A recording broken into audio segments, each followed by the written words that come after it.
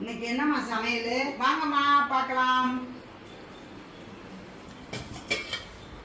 சுட சுட சோறு,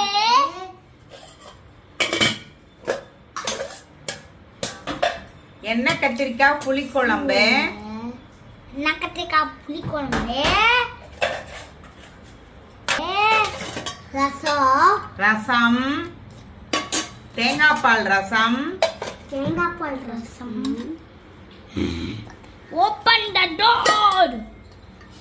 கொத்தவரங்காய் பொரியல், கொத்தவரங்காய் பொரியல், பீட்ரூட் பொரியல்,